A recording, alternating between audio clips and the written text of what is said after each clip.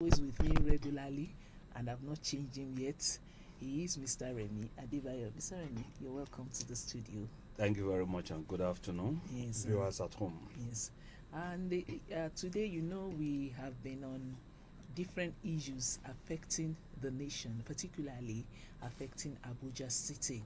But today, we'll be going a little away from security. We're going to food. Of course, if you are not well fed, you can't think of security. So we're talking about food scarcity, the proposed food scarcity. Food and Agriculture Organization of the Nations estimated that about 25.3 million people will go hungry next year between June and August. And this is as a result of banditry, flooding, insecurity in areas where food are produced highly in Nigeria. Today we want to talk about food scarcity. You can imagine another scarcity with this scarcity. I am sure that Nigerians cannot imagine this. In fact, it is better imagined than real that we are still going to face scarcity with the current food scarcity. So I want to ask, sir, what do you think is responsible for this, particularly within the said period between June and August, year 2023? It's an estimated period, and the number is even underestimated according to the news. So today, it means that the average Nigerian, from the average Nigerians down to the poor, are going to face food shortage come next year. What do you think is responsible for this? Thank you very much again, and I I want to thank you for having me on the platform again. There are some questions that the English people will call rhetorics. Yes, Rhetorics because they are obvious. Rhetorics because they are glaring, and of course, you can say that they are incontrovertible in the fact that you know that the proofs on the ground, all the circumstances, the experiences point to the direction that certain things that we are just hearing, we are just putting what I call official covers, or to justify that the obvious, that things that we have known that will happen. FAO is just trying to come around to tell us that yes, this is official. Things that we can say to have contributed to all this are obvious to all. Like I said, for since 2009, we have been battling with the menace of insecurity, especially in the states that are said to be that are predicted to be more affected. States like Yobe, like Borno, and Adamawa. These are the places where the terrorist elements have engaged the nation. They have taken over They have taken over the farmlands. They have sacked people from communities. People that are meant to be farming are no longer on the farm. Where the major foods are even coming Where from. the people are coming from. And it does not even end in these states we are talking about. We have Benue State, Yes, Benue State. that is reputed to be the food basket of the nation. But each day that passes, you hear the issue of Insurgents. bandits, killing people, sacking people from their communities.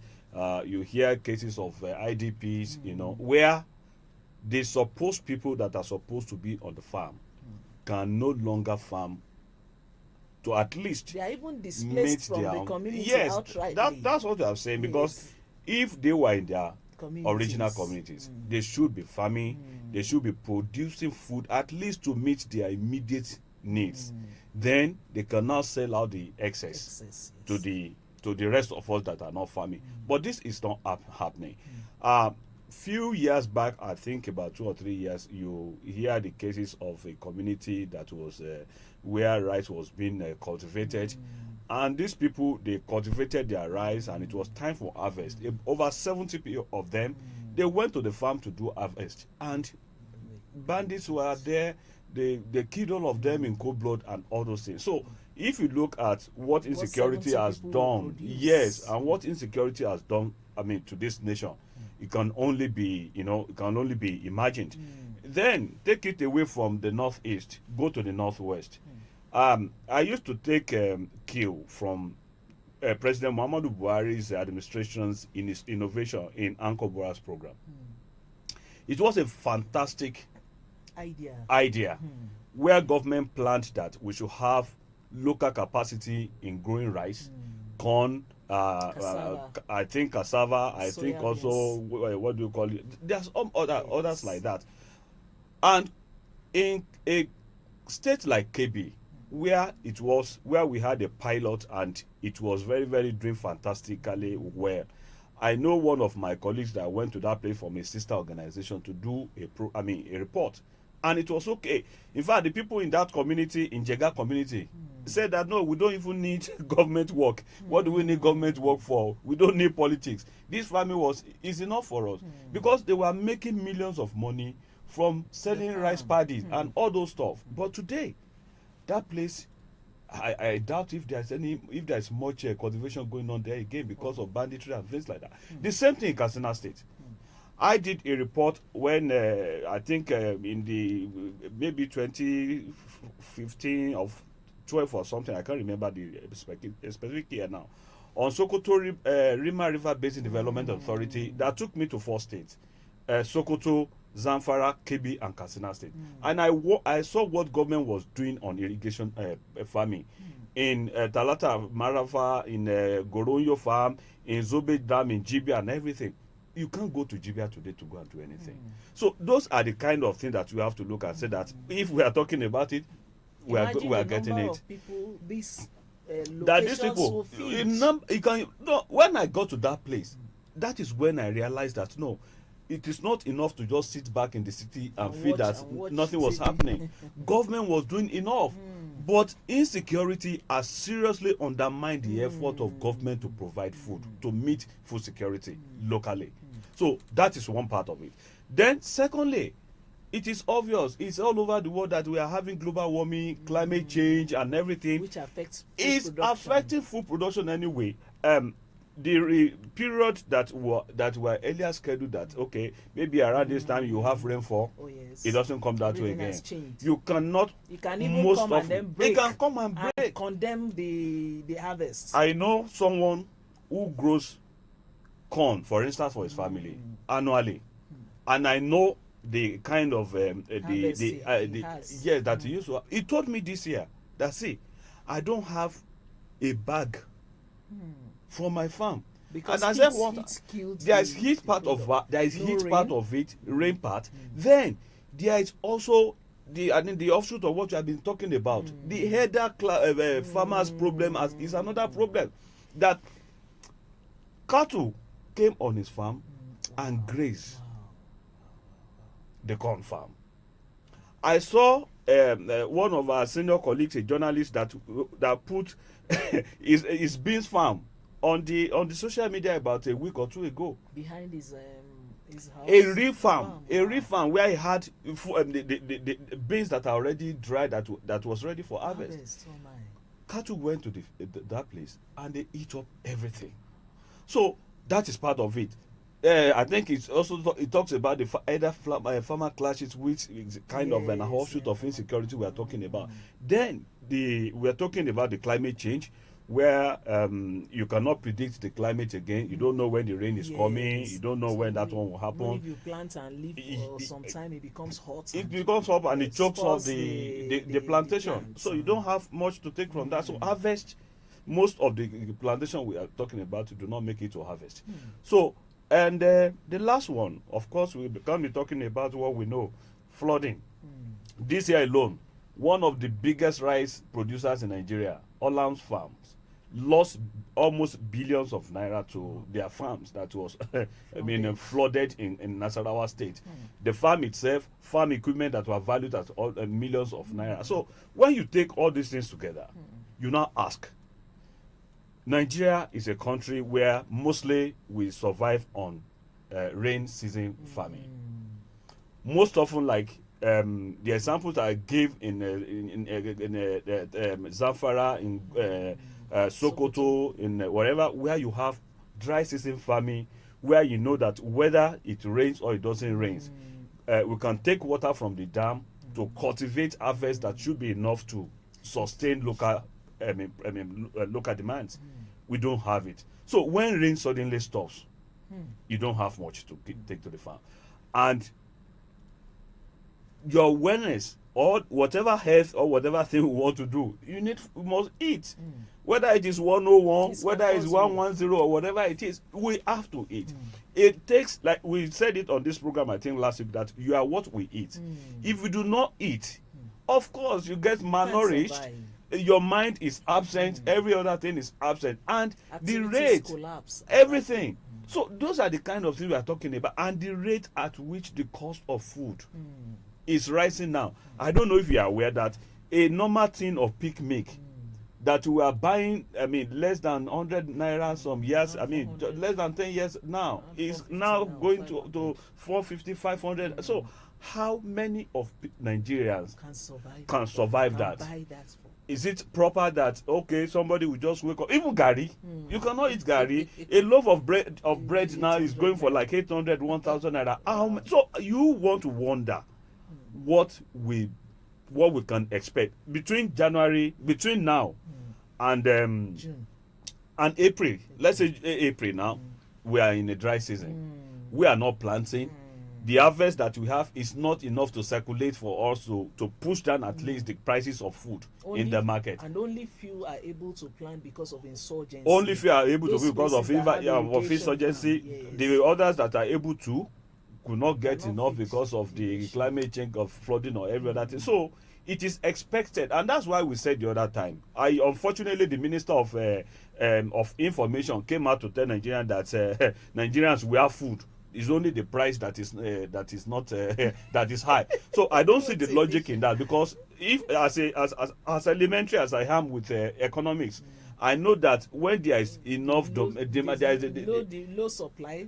Of course, if we have enough supply, the price will come down. So what are we talking about? So then, where is the purchasing power for Nigerians to even buy what we are talking? You said that people should eat well. You are at least whatever it is, no matter how it is that you want to balance your food. If you are eating what do you call it? If you are eating carbohydrates always, we are taught that you have to balance your food, vitamin, proteins, and all this. You have to get it, but there is no beans.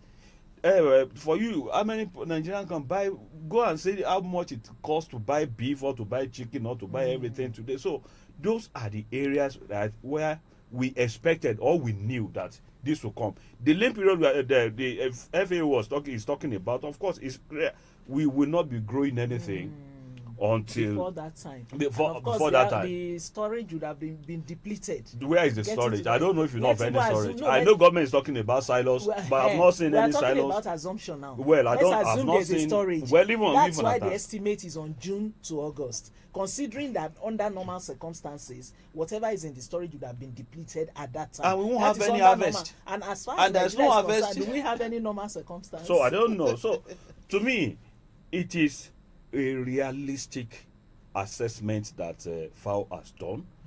We know that this would happen, and we have called the attention. You could not. I've always said this. There is no way you can demand patriotism from the people that you are not responsible to. It is incumbent on the government. Not that when I say government now, we are not talking about Buhari. We have government as states. We have at the local. In fact, the law of this nation says that the land belongs to the state governors. It is only the land in Abuja that belongs to the federal government. Every other land belongs to the state government. What are the states doing about this? Why are the state government not thinking about off-season or dry season farming?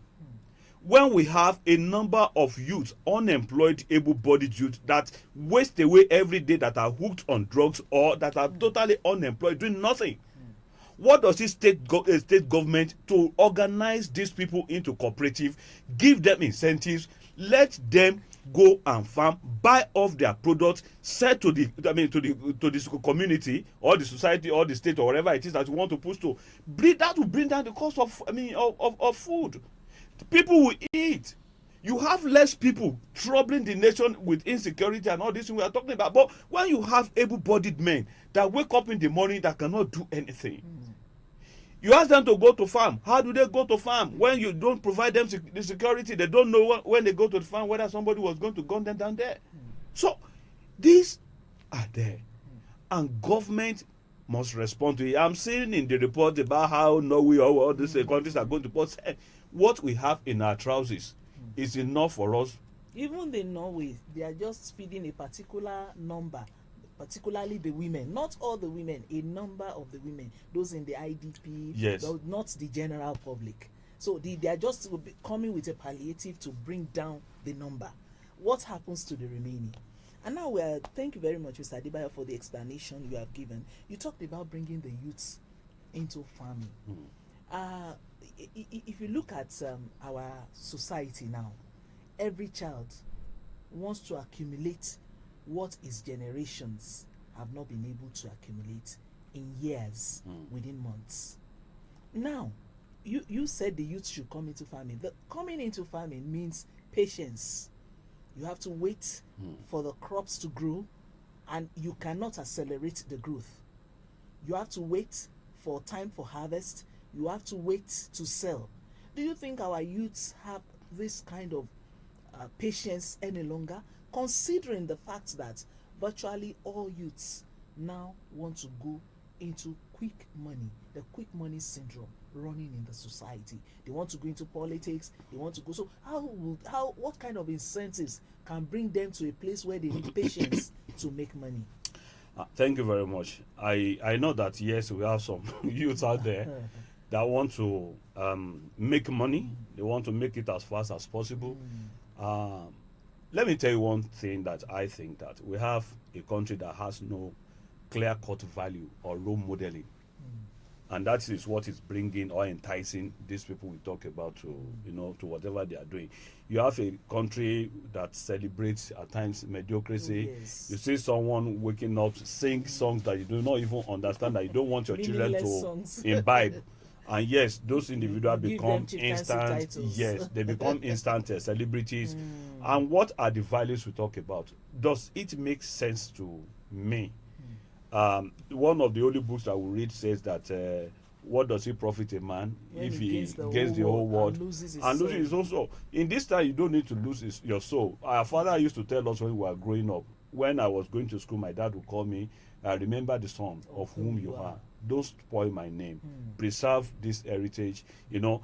If we have national values, if you have an orientation that protects integrity, hard work is part of those values. Yes. If you have a society that promotes hard work as values, you will have a society that dignifies every labor, no matter what it is, then there is nothing that will stop the youth from working. Majority, at least. Let me tell you, in this season that we call Jackpot season, where everybody wants to run away from Nigeria, most of these youths are looking for farm jobs in Canada, in Australia, or wherever it is that they want to go and source do. of livelihood. Yes, why? Because they know that if they get to this It's country, value for labor. they will do the work, they will get paid. Yes. No matter how far it is. Some are going to just to pick fruits. Some are going to just pick fruit from trees. Why? Because they will get paid. I have seen someone who left United Kingdom to come to Nigeria to have holiday in Nigeria, to holiday here in Nigeria, a white person. And what is our work? A nursery school teacher. Does a nursery school teacher stand that chance in Nigeria? Does a university professor I wanted that to has say to that. go on strike for 8 months and fighting And still for come back and yes, get not paid. yes, can he afford that luxury of going out to do that? So it is not about this youth per se, but it's also about what we dignify as a nation. Do we provide value system that will make these people want to take pleasure, to take dignity in what they do? What is wrong in being a janitor? What is wrong in being a cleaner? What is wrong in being a repairer? As long as it As long that it put food on your table, you are not into criminality. You are making you can feed your family. You can afford basic things of life, basic accommodation. But here, what do we have? So when we blame the youth about the quest to make it right immediately, we should also be looking at the society The that creates an mentors. opportunity for that. Here is a society where you can see a thug, a tout, who just out of chances or opportunity or because of the access to a godfather becomes a councillor, a drug person that becomes a politician, a senator, and everything. And here is there. Like I used to say, he creates this I better pass my neighbor territory where nobody reaches him, where nobody, can say anything. So those are the things that our youth are seeing. And just like a father at home, if you create a picture, no matter the deception, what your children see in you is what they imbibe. Yes, they imbibe. They exactly replicate that. That example. That's what you are the model that they see. So if we are talking about this, then we also have to take it back to our leaders. To where it's coming yes, from, the roots. We must dignify labor. No matter what people do should be important to us. In the office where we work here, imagine if that young lady that cleans this office goes on strike and nobody. Everybody wants to clean their office themselves. So what are you saying? So everybody's role is very, very important. Secondly, we want people to go in 2023, 2022 going to 2023 to go into farming. And you want them to pick hoe and cutlass? In this generation, it cannot work. To feed how many people? Feed how many people? If it's just to feed your family, you can do that. You can do that. You don't have access to mechanized farming. You don't have access to fertilizer. Even the road. Where you produce from the farm to the town. Those are the things that government should be looking forward to. The good thing about this country is that we have the population.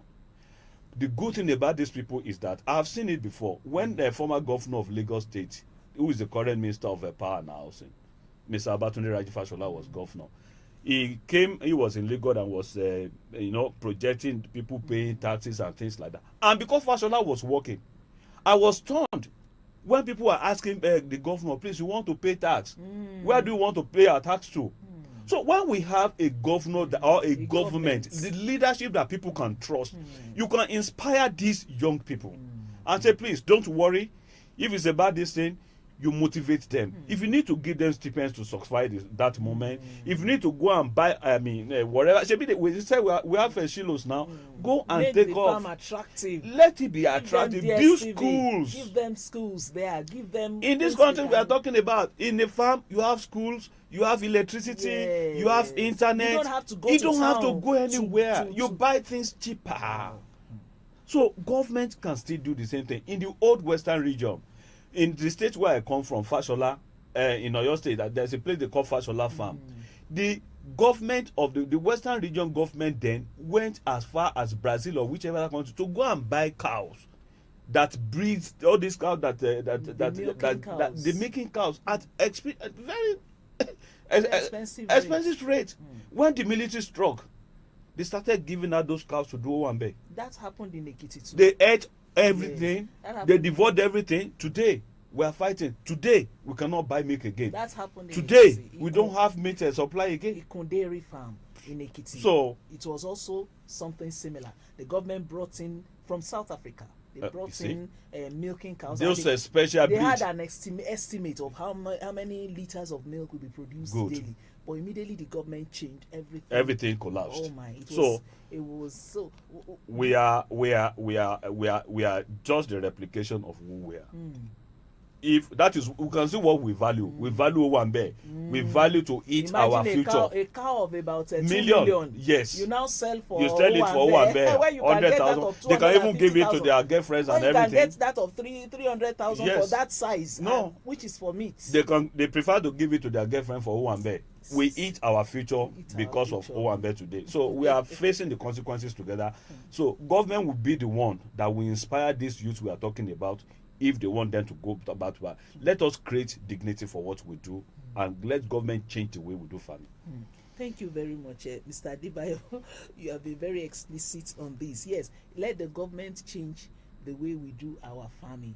You know, this small topic we are picking up is very elaborate, very, very broad. Because I imagine the government starting now to mechanize farms in Nigeria. How long can they go? Because I don't think we have anything called mechanized farming in this country. We still use the manual. We still use individuals on our farms. I have a colleague, I have a classmate who has a farm in Zaria. He uses women, young children in the tomato farm, in the carrot farm, in the cucumber farm, and you want to wonder.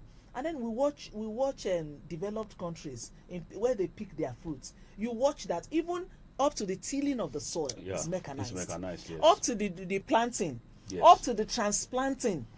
But here it's women and young men that still do the farming. So where will government start from mechanizing? Government should start from being serious. Okay. In this country, we are going to be feasting on laziness and mediocrity mentality if we feel that most of all these things we are looking for has to come from abroad. Somebody will say that promotion comes from above, not from abroad. Let me tell you, a government that is serious will not joke with something if we want to go this line. And that is university, our education, not just university now, either the university or technical educations. Is it not in this country that a boy, is it in Sokoto or Kano State, developed an electricity or solar panel or whatever powered bus in this country? Yes, another one developed a tractor. In this country. There was one also in the east that developed a Hilux bus. Yes. And then a small bus. A government that wants to do that will not be toying with the life of our education. When each time you send the workers or the lecturers out of university for 8 years, you have affected those or children 8 months. You have taken know 1 year that you have out taken of the life of those 1 year. children. No, a whole year. No, you are looking at the life. I'm not looking at the life of those children. You have taken away the opportunity to develop your country for years back. Several steps Yes. backwards. If our education is tailored towards research, the people that are doing agric extension or agric engineering, these are the boys that will develop all these things for us. All the tilers, all the plowers and everything that we need to do, they are the ones that will do it for us. And that is why, if we are serious, 2023 elections should be about people that will get brain to discuss, not the people that will come and mesmerize us with all those rhetorics and nothingness, emptiness. And series of albums. And serious. So we must look, government must be, let the schools be open. Let our educational curriculum be tailored towards our needs. You may be surprised that most of the curriculum still being used in the universities now are those that were used under the we used years back, decades back. In this ICT generation. Somebody told me that there's a lecturer is so brilliant that if you go to the class, he doesn't come with a notebook. He dictates his lecture and everything. I said, what is fantastic about it? After many years of cramming, he's a lazy. After many years of reading the same book, he should be able to bring it up. So we have to rejig our system to be tailored towards our needs. Our education is vague, is vain, it's not addressing anything. We are just academic or theory centered, and that is why we do not see the impact. Somebody who read engineering or mechanical engineering, I cannot change his own oil filter.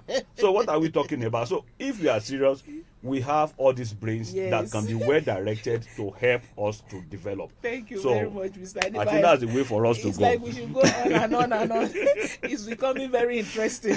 And I want to say a very big thank you for having you in the house again this afternoon. Thank you very much, ma. I'm very grateful. I just hope that whenever I call on you, you'll be ready to answer. That has been Mr. Adebayo all the while, giving us the way forward. I wish the government will hear this and come and hire him to help them out. Thank you very much for being on the program. Thank you, our viewers out there. Thank you for making out time to watch us and to hear us. You can give us your contributions, send in your advertisements. We'll blow your advertisement at a very, very little token. Well, thank you very much for viewing it. I am Yetunde Yemi Bangbushe, and on the team this afternoon is Lekan and Fati. Thank you for making the program a success. We'll meet again tomorrow.